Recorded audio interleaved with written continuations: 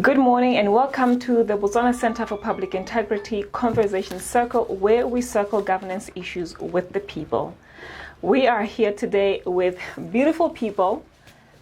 I would say young men, but I wouldn't say that because Kenale Moholo Kenale Ntate from Maun, Retamon Katolo. But on my right, just on my right here, I'm with Kane, young man from Lehabibo, and Re Tamon Katolo, who used to be the Director General of the DCEC, and now he's with Tidal Investments, and he's doing some big things for this country, for our society. So today, we're looking at democratic institutions. We have started our journey 3 weeks ago with looking at government, the governed, and governance, and what these are, what the responsibilities of citizens are in a democracy, and what the responsibilities of government are in a democracy, and how we have to contribute and how we can contribute to the process of governance in general. So today we're looking at political and democratic institutions. What are they? How do they function? What is their importance? What are the conditions necessary for the functioning of democratic institutions? Before we really start, I'd like to quote our first president, Cesar Zakama, who said, "Democracy, like a plant, does not grow or develop on its own. It must be nursed and nurtured if it is to grow and flourish. It must be believed in and practiced if it is to be appreciated. It must be fought for and defended if it is to survive."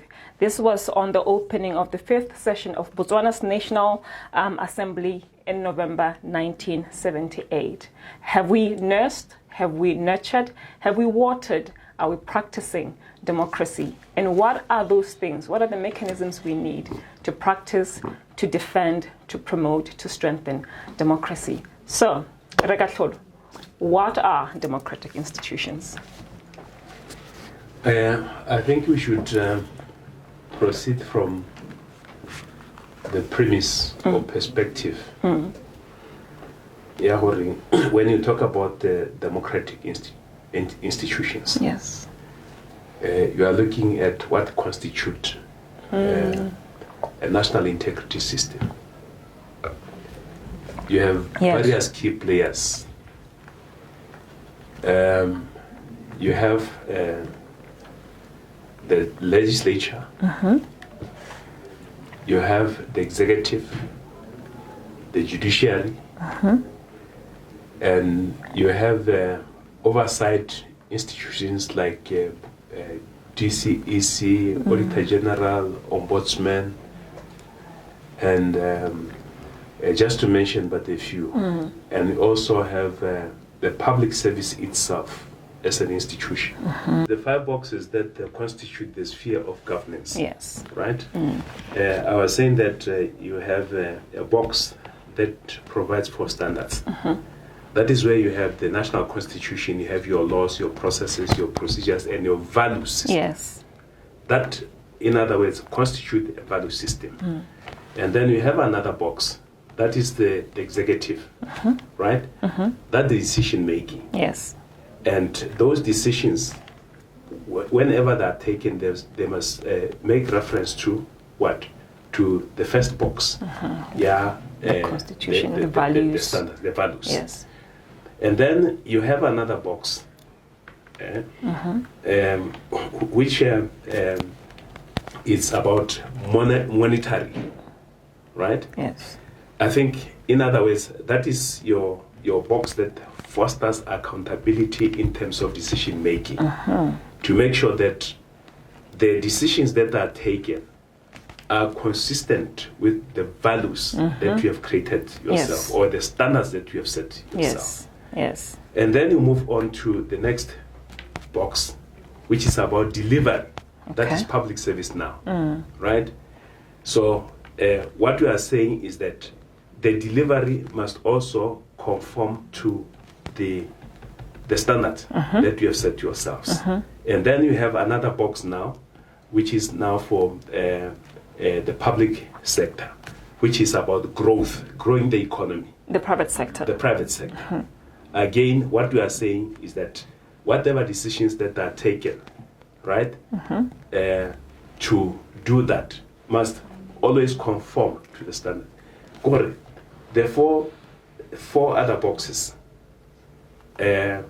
Whatever happens there must always make reference to the first box, the value system. Okay. That is what constitutes a national integrity system which promotes good governance. Okay. Because it provides some checks and balances on each other. And then you find that the national, the democratic pillars are actually derived from those five boxes. Okay. Right? To provide, at the functional level now, to provide those checks and balances.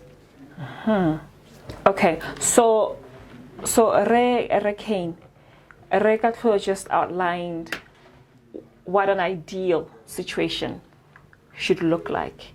The five boxes where we have the values, and the values are the core foundation, right? The values that must guide the decisions, and under the values and the decisions, you have the different mechanisms that are supposed to ensure that the values are adhered to. For example, we have the constitution, so we'll have our judiciary, we'll have the executive, we'll have the legislature, public service, private sector. They all work together toward one common good, which is bringing public goods to the people, public services to the people. In your view, as someone from a pressure group or from civil society, how are we doing in good governance in Botswana? Oh, not so good. Not so good in the sense that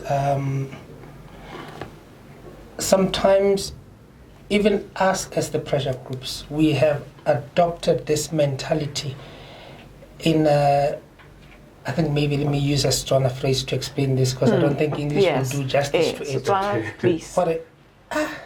Solanka basare hits tata. Retiring or one habasa senior tata. Where we were basically saying to ourselves, as long as they don't go ridiculously beyond what we see as exactly. So we are okay. There are other things we can condone. So we limit our role as the people who are supposed to keep the whole country in check.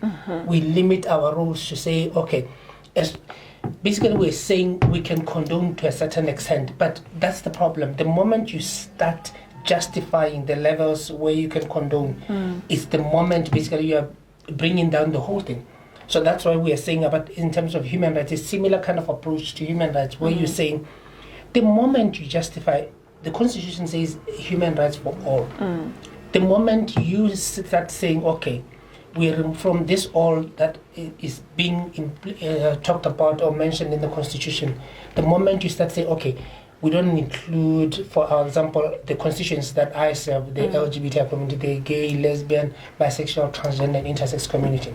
The moment you say, okay, by all we don't include this constituency, basically it's the start of our fall as a whole country. That's exactly what we'll be doing as the civil society when the moment we start saying,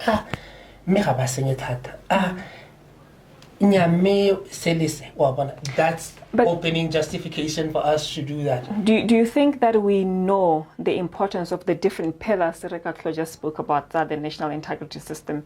Because I think if you understand, no, let me rephrase. Yeah. Do we understand the values that democracy promotes? We do. Everybody understands.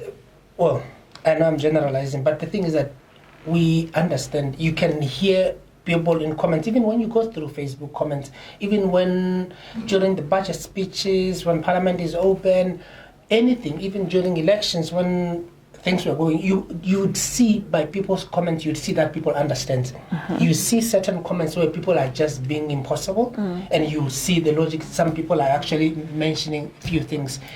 As the civil society, we do understand our role is to be the watchdog, if I may use that phrase, is to be the watchdog to ensure that Motswana mongwe le mongwe out there has an understanding. Our job as civil society is that we do understand how the government We're checking Horumente is doing everything to include everybody. Basically, no one is left behind. That's our job, to ensure that no one is left behind. We ensure that the government is not leaving anybody behind, and we ensure that all those small gaps, because we are small, we are not a government, we are small as civil societies, all those small gaps that as this implementing organization, the delivery, the public sector, and basically the last four that he mentioned, the public sector and the private sector, as they deliver, we look at the gaps and say, these are the gaps, these are the communities or constituents, members of the whole nation that have fallen between the cracks. Our job then is to say to the powers that be that you have left these individuals behind.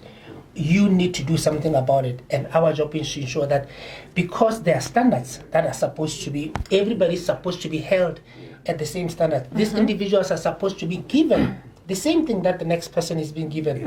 Our job is to ensure that everybody knows that those individuals, they know that they're supposed to have those things. The government knows that, and the private sector and everybody else who is not the constituent, a member of the constitution that has been left behind, knows that these individuals are supposed to be taken abroad at the same pace with everybody. Now, he's coming from the perspective of monitoring. Yes. Whether the third box, the first box. Okay, so no, the first box. The first box. Whether the other boxes, in terms of implementation, are comply or make reference to the first box, which is about standards, which is about the rights, which is about the values. Okay. So that's monetary. Yes. So he's in the third box of monetary. Yeah. So that is where now the whole issue of transparency and accountability comes in. Okay. And once you have created that environment of transparency and accountability, because the decision making, the people who take the decision can be held accountable. That look, you are not. This decision is not in consonance with the standards that you have set. So there is a gap between the decision and the delivery. Yes. Exactly. So we are saying that no, this delivery must conform to that standard. Otherwise, if it doesn't, then you are trampling on our rights as enshrined in the standard. Yeah, exactly.